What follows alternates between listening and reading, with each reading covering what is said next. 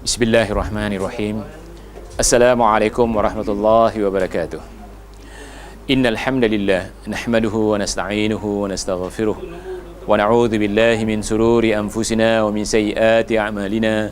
May yahdihillahu fala mudilla lahu wa may yudlil fala hadiya lahu.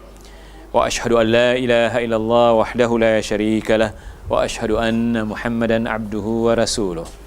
يا أيها الذين آمنوا اتقوا الله حق تقاته ولا تموتن إلا وأنتم مسلمون يا أيها الناس اتقوا ربكم الذي خلقكم من نفس واحدة وخلق منها زوجها وبث منهما رجالا كثيرا ونساء واتقوا الله الذي تساءلون به والأرحام إن الله كان عليكم رقيبا يا أيها الذين آمنوا اتقوا الله وقولوا قولا سديدا يصلح لكم أعمالكم ويغفر لكم ذنوبكم ومن يطع الله ورسوله فقد فاز فوزا عظيما أما بعد فإن أصدق الحديث كتاب الله عز وجل وأحسن الهدي محمد صلى الله عليه وسلم وشر الأمور محدثاتها فإن كل محدثة بدعة وكل بدعة ضلالة وكل ضلالة في النار.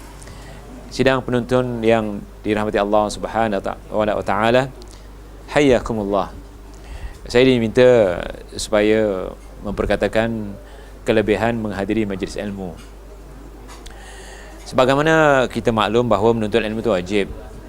Dalilnya adalah sabda Rasulullah, talabul ilmi faridatun ala kulli muslim, dan ditakdirkan wa muslimah.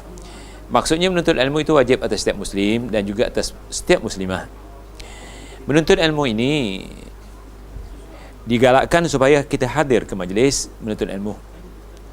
Kerana orang yang menuntut ilmu itu berjalan menuju menuntut ilmu dinyamin menuju ke syurga.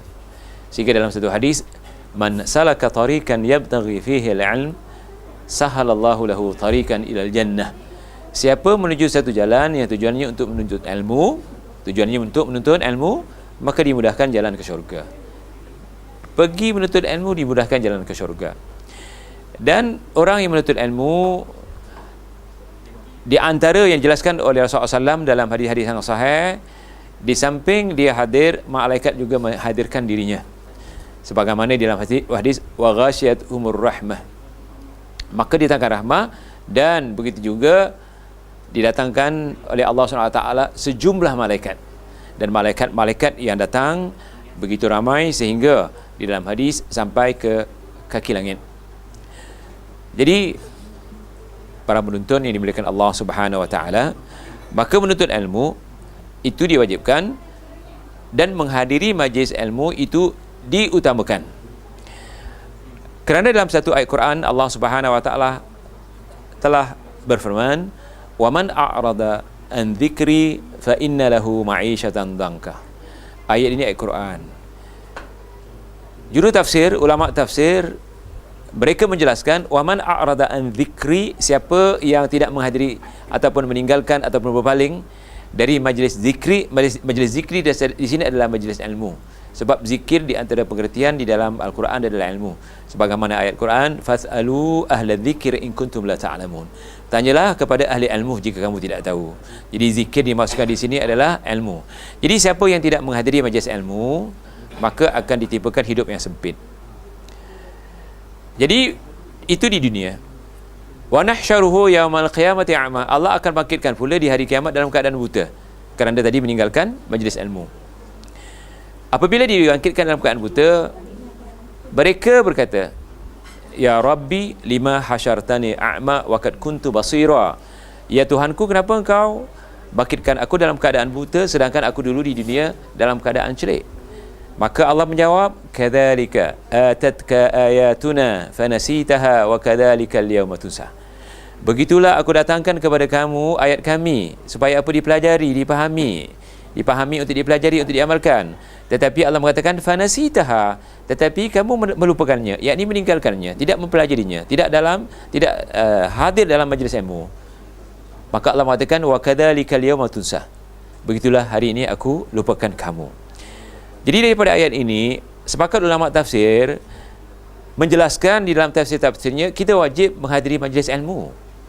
Orang yang tidak menghadirkan dirinya ke dalam majlis ilmu, subhanallah, selain ditimpakan dengan hidup yang sempit, juga ditakuti hatinya tertutup. Sehingga Allah bertanya kepada orang yang tak mau belajar ni. Ya? Afala yatadabbaruna al-Qur'ana am ala qulubin akfaluha? Maksudnya, apakah kamu tidak mau memberi perhatian kepada Al-Quran, atau hati kamu sudah tertutup atau terkunci? Tertutupnya kerana kita meninggalkan Al-Quran. Meninggalkan Al-Quran dari mempelajarinya.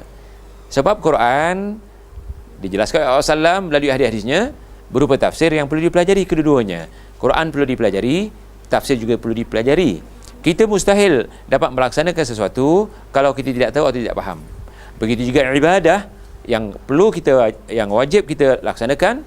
Begitu juga maksiat yang wajib kita tinggalkan, dan tambahan-tambahan pahala seperti sunnah yang wajib kita ketahui. Begitu juga yang dikatakan Allah tidak suka, makruh, yang wajib kita tinggalkan. Sebab kita tinggalkan, tidak akan kita ketahui itu semua kecuali dengan mempelajari ilmu. Bertalaki, menghadiri majlis ilmu.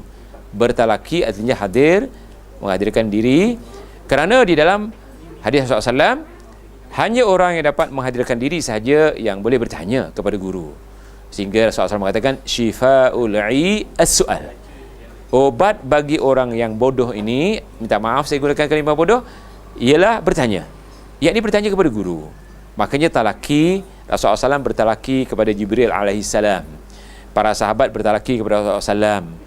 Begitu juga tabi'in dan tabi'ut tabi'in bertalaki kepada sahabat atau tabi'in dan seterusnya. Jadi ilmu ini akan diwariskan kepada orang-orang yang mempelajarinya. Dan orang yang dapat ilmu ni dikatakan warisatul anbiya. Dan bila ilmu ni banyak dikatakan ulama. Sehingga Rasulullah SAW mengatakan al-ulama warasatul anbiya. Innal anbiya'a lam yuwarithu dinaran wala dirhaman. Para nabi tidak dapat mewariskan dirham dan dinar, walakin yuwarithul ilm. Tetapi Rasulullah SAW dan para nabi mewariskan ilmu. Jadi cara mewarisi diterima oleh umatnya dengan mempelajarinya, berguru. Hadir dalam majlis ilmu. Hadir dalam majlis ilmu diberkati oleh Allah Subhanahu Wa Taala. Disebut-sebut oleh malaikat yang hampir kepada Allah Taala, dan saya tidak dapat membacakan hadisnya kerana kesempitan waktu. Jadi insya-Allah di kuliah-kuliah saya yang lain, kalau para penonton rancangan ni atau apa yang saya sampaikan ni boleh lihat dalam YouTube yang saya sudah siapkan dan sahabat-sahabat saya siapkan. Tuntunilah, dan di antaranya saya menekankan tentang wajibnya menuntut ilmu, dan Allah akan memberkati hidup kita apabila kita ada ilmu.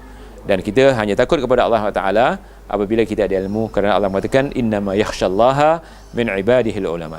Hanya yang benar-benar takut kepada Allah adalah golongan orang yang berilmu. Orang yang tidak berilmu tidak akan takut kepada Allah. Dan insya-Allah bila kita semua berilmu, Allah angkat darjat kita, kerana Allah sudah berjanji, yang mana Allah Subhanahu wa taala firman,